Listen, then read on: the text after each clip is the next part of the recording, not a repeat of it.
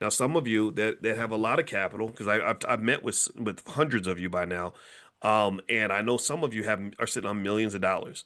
So let's say I've got $1 million in my 401k because I've been a great saver, and me and my family have pulled our money together because I got relatives that are not crazy, and we're doing business together. This could be a family business right here. You could set something like this up and say, okay, we're going to sell a call and we're going to sell a put, and we're going to take this money.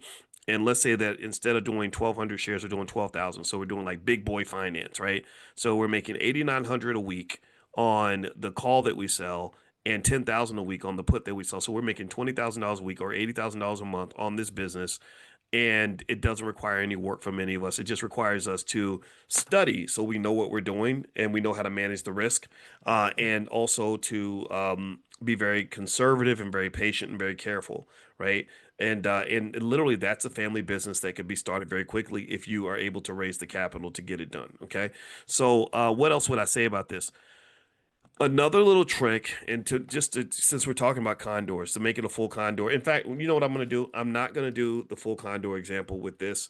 I'm going to tell you what it is theoretically, and then I'm going to do another example with another stock so we can actually see it in action in that way. So here, the reason this is not a full condor is because what you did was you sold a call and you sold a put.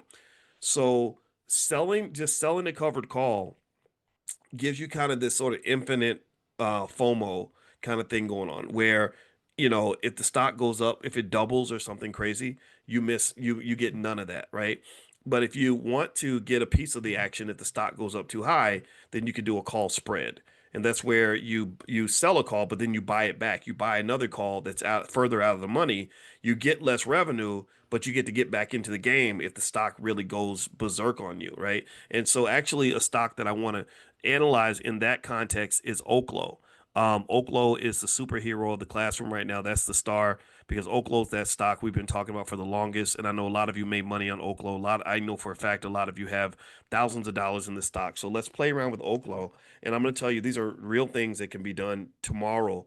That I'm going to try some of this stuff because OKLO is man, I was so happy when I saw this stock pop up because I know how many of you have been messing around with it. All right, so OKLO, which in case you don't know, OKLO is involved with the small modular reactors and the whole AI thing, right? So that was what brought it to my attention. I heard that Sam Altman was invested in the company, and that's what made me say, okay, I think I want to be involved with this.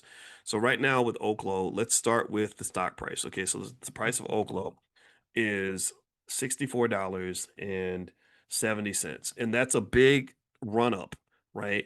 Um, that's a big run up, which is a major risk factor because at any moment this stock could turn back into a pumpkin.